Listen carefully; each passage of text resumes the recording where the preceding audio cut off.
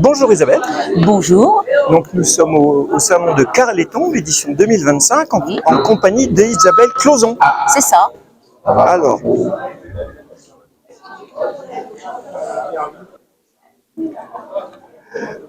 Alors, tu viens de sortir un nouveau roman qui s'appelle Un grain de sable. Est-ce que tu peux nous en parler un petit peu? Oui.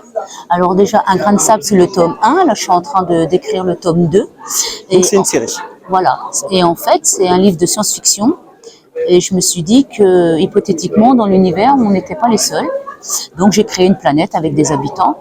Et ces habitants ont un corps d'armée qui va avoir pour but de surveiller toutes les planètes habitées dans l'univers pour garder un équilibre interplanétaire, parce que si jamais une des terres vient à mourir, eux vont mourir aussi, et ça, ils ne sont pas d'accord. Donc ils cherchent dans l'univers, et ils se sont aperçus qu'en visitant la Terre était mise à mal, et notamment à cause de la surpopulation de la population. Et donc, ils vont mettre en place un stratagème qui va mettre un petit peu de temps à se mettre en place, mais en fait, ils vont surveiller la démographie humaine et ils vont rester patients.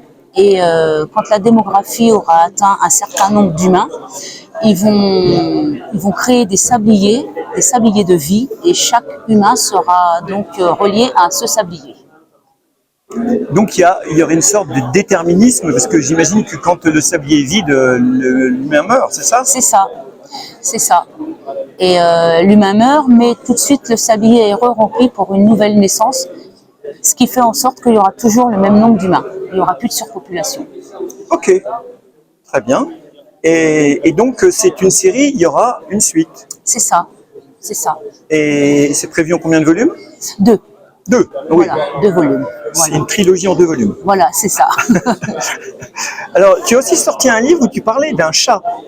Alors oui, ce livre s'intitule La 6e vie. Oui. C'est un polar original. Original pourquoi? Parce que c'est une enquête menée par un détective et une journaliste. Et ce duo va rencontrer un petit chat noir très spécial, parce qu'en fait, il va être doté de pouvoirs, dont la télépathie. Et ensemble, tous les trois, donc, ils vont aller enquêter sur la disparition des animaux et la maltraitance des animaux dans l'Yonne. Donc c'est quand même aussi une thématique fantastique. Oui, il y a du fantastique, mais il y a aussi beaucoup d'amour. Et le chat, tu m'as parlé d'un chat qui s'appelait Patrick, c'est celui-là ou c'est... Alors oui, en fait, j'ai écrit ce roman suite à une anecdote malheureuse qui est arrivée à ma fille, qui avait adopté un petit chat noir très sauvage. Oui. Et ce petit chat l'a retrouvé écrasé devant chez elle. D'accord. Quand elle m'a raconté cette histoire, j'ai senti tellement de tristesse que je me suis dit, bon sang, ce chat qui nous a aimés et qu'on a aimé, pour qui on était sa seule vie, je vais le faire revivre au travers un roman. Et je l'ai sublimé en lui lui apportant des pouvoirs. Ceci dit, peut-être que les chats ont des pouvoirs télépathiques, mais ils ne nous le disent pas. Oui, et puis nous, peut-être qu'on recherche pas non plus forcément ces contacts-là. Ouais. Et tu n'avais pas d'autres... Il me semble que tu avais d'autres livres aussi. Tu les as pas? Non, j'ai pas d'autres livres.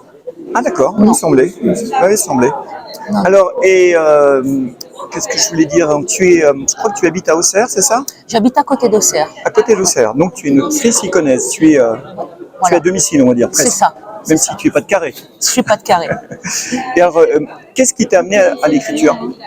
Et bien justement, Ah oui, c'est le livre sur le chat. Le facteur déclencheur a été la mort du chat de ma fille, en fait. D'accord. Et c'est lui qui s'appelait Patrick? Oui. D'accord, parce que mon chat s'appelle Patrick aussi. Comme quoi? Et donc, avant, tu n'avais jamais écrit? Non, grande lectrice. Plus jeune, j'écrivais plus des petites nouvelles ou des poèmes, mais sans jamais avoir la prétention d'aller au-delà. Et alors, au niveau de l'écriture, est-ce que tu as des rituels, des manières d'écrire, des moments, des ambiances particulières? Alors, comme je commence tôt le matin, pour mon travail, en fait, j'écris plus le soir. D'accord. Voilà. Le soir, tranquille. Tranquille, voilà. Quand tu as fini toutes tes tâches à la maison. Voilà, c'est ça. Et avec musique, sans musique? Sans musique. Ah oui, dans le silence. Dans le silence. Ouais. Mais s'il y a du bruit à côté, ça ne me dérange pas. Ok. Voilà. Et donc, Les livres, là, ils sont parus, c'est Jet d'encre. C'est qui, Jet d'encre? Alors c'est une maison d'édition qui se trouve à Saint-Maur-les-Fossés. Oui. Voilà, donc c'est plus une maison d'édition prestataire, si j'ose dire. Ah oui, C'est-à-dire c'est que pas un eux qui vrai éditeur. voilà, c'est à compte d'auteur, comme on dit. Donc j'ai aussi de mon côté des dépenses. Oui, mais est-ce que, par exemple, ils te font retravailler le texte ou pas du tout? Alors il y a une correctrice. Ils me font pas corriger le texte, mais seulement comment dire.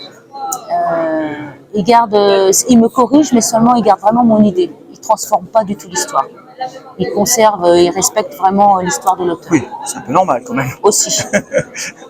Et alors, le prochain livre, donc la suite de Un grain de sable, ça va parler de quoi? Sans trop dévoiler, évidemment. Alors, comme dans le tome 1, l'histoire des sabliers va être un petit peu compliquée parce que les humains vont s'apercevoir de certaines incohérences et donc vont vont envoyer un contingent de forces spéciales à la recherche de ces sabliers. Donc, le deuxième tome va être basé vraiment sur comment dire, la manigance, sur la noirceur humaine. Ça sera avec les mêmes personnages ou avec d'autres personnages? Ça sera que les mêmes personnages. D'accord. Et ça, t'en es où? C'est-à-dire que sa parution, ça sera à peu près pour quand? Oh, ça sera, je pense, pour début de l'année prochaine. Ah oui, c'est donc bientôt. C'est donc bientôt. C'est bien avancé, donc. C'est ça. Ok. Eh bien, écoute, je te remercie, Isabelle. Je te souhaite un excellent salon avec plein de visiteurs et d'acheteurs, des nouveaux lecteurs. Merci beaucoup. Au revoir. Au revoir.